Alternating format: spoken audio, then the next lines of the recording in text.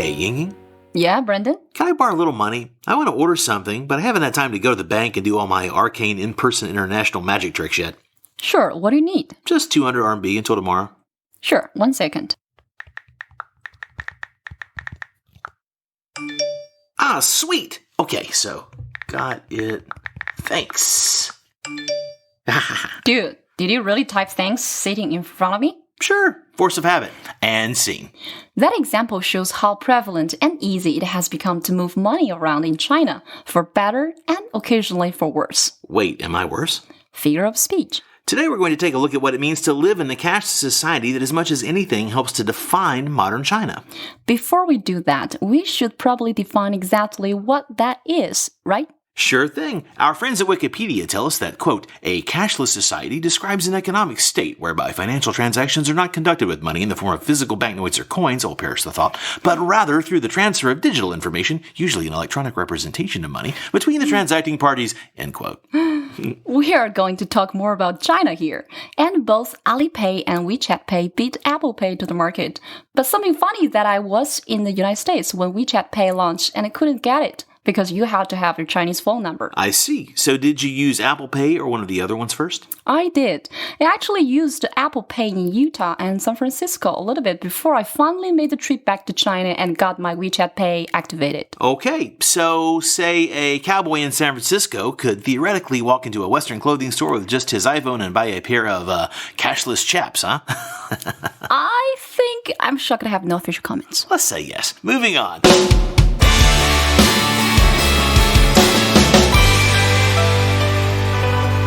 So today we're going to talk more about how China is building, and in many ways has already built, a modern cashless society, but with Chinese characteristics.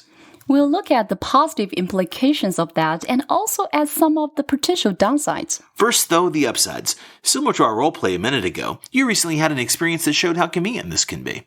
Right, so something came up and I was in a big hurry to get there. I rushed out of the door and ran to the train station, but when I got there, I realized that I had the wrong purse. The one without your wallet and any cash. Yes, I only had my lipstick, my tissues, my phone, no wallet, no metal card, no cash. All seemingly pretty essential items to ride the train with. Right, so first, I tried to get a small money loan from passing strangers, offering to pay them back on WeChat. And how'd that go? Not so good. Of the 5 people I asked, none of them had any cash. Shocker. I mean, not really, but go on. So the last guy I asked finally asked me to tell the train staff, the station staff for help, and that was the right answer. She asked me, 你有支付宝吗? Do you have Alipay? Of course I did. So she said, download this app. And she showed me the one, and then I connected to my Alipay. And then bam! Yep. In less than 2 minutes, the app was installed and linked with my Alipay. All I had to do was swipe a QR code at the gates to enter and exit the subway. That works at the Beijing train stations now, and I understand it's active on most buses throughout China too. In fact, in many cities, cashlessness is so common that panhandlers and street musicians use WeChat and Alipay QR codes to ask for change. Pickpockets are even said to be going out of business in some places. Yay! Because almost no one carries cash anymore. I sure don't. The 2 biggest contributors to this in China are Alibaba and Tencent, and they succeeded because of high cultural intelligence. Alibaba first opened the way for mobile payments here with Alipay. But years before we even had apps, it was an online service accessed through a computer. Yes, Alibaba had also, of course, created the massive online marketplace Taobao. The Amazon of China, basically. You got it. Taobao became a huge success because Alipay made it safe for strangers to have wireless transactions with other strangers. This started creating massive changes in China. It started moving China away from being strictly a kinship society and to a more open, stranger-friendly society. Exactly. What episode is that? Let me think. I can't remember exactly, but it was definitely in week 2 sometime when we talked about decoding Chinese communications. Probably episode 6 or 7, so check those out for more info. Cool. Back to the story. The crazy thing is that Alipay helped push Chinese society towards becoming a cashless in a major way. This is true, although it's also always true in China that nothing that big happens without official blessings from on high. Ali's social credit system called Sesame Credit has been in the news a lot since being announced, you could say. It's something that's in line with that top-down approach we discuss occasionally, sometimes a little bit delicately, and as controversial as it is outside of China, Inside of China, people mostly look at it with a very different point of view. Why is it being so embraced here? It's important to remember that we just don't have the same financial services history or infrastructure. And also, trust used to be built by having good in-person transactions or relationships.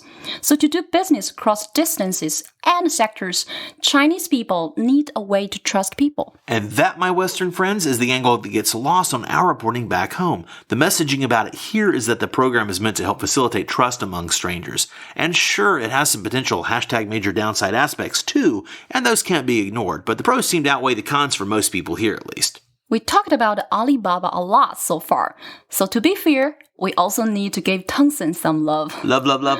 Their most popular product is WeChat, and WeChat took the idea of digital hongbao first and made it part of their online social networking culture. WeChat allows people to send digital hongbao to their friends on holidays and whenever they feel like it. Now, if you don't remember, hongbao is the red envelope with cash in it people give at holidays and stuff, and many groups use a hongbao as a requirement if you want to post something that's off topic, like an advertisement. The way it works is basically that in your group, you post your post and you say, I'm going to have a hongbao, and then you put an amount, sometimes it's like 25 RMB on the main group I'm in, and you specify a random number of people, like 5 or 6 people, and then depending on how fast somebody clicks it, they get a random amount from WeChat.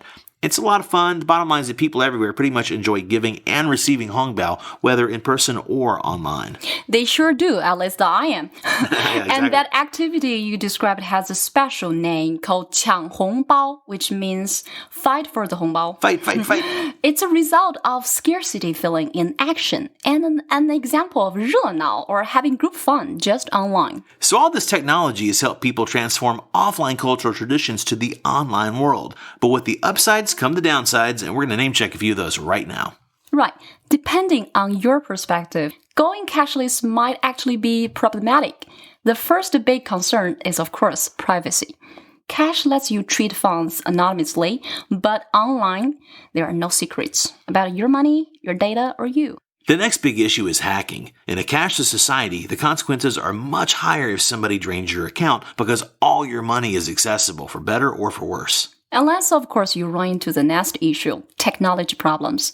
If any part of the network is down or your phone dies or gets stolen, you are officially broke. Then there's inequality. The poor and the unbanked of the world will have an even harder time in a cashless society. The possibility of racking up lots of fee is next problem.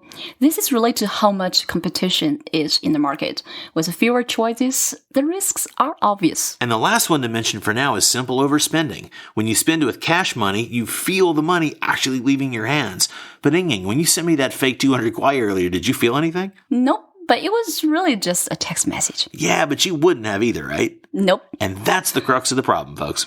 As we wrap it up, let's mention that there are some China-specific aspects of going cashless that are coming into view now. One administrative issue is that these payments are only now getting included in the central bank's clearing system, which made it more difficult the last few years for Chinese monetary authorities to track capital flows and monitor money laundering and fraud. At the same time, the Chinese are also reducing the use of traditional cash at an official level. According to a report by the People's Bank of China, in 2016, the traditional cash consumption of Chinese consumers was about 66 trillion yuan, about 10 trillion US dollars, and that reflects a decline of about 10% in just 2 years. That is crazy. And older users often struggle to learn mobile devices correctly, which isolates them.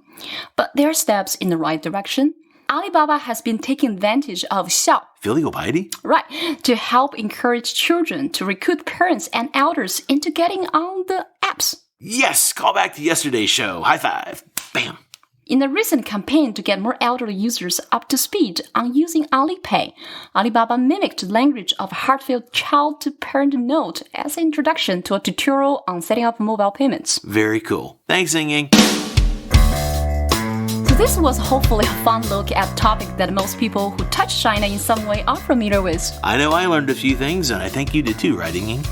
Yep. What are those chaps you mentioned? Another time, another story. I'm Brendan Davis. And I'm Yingying Li. See you tomorrow on How China Works.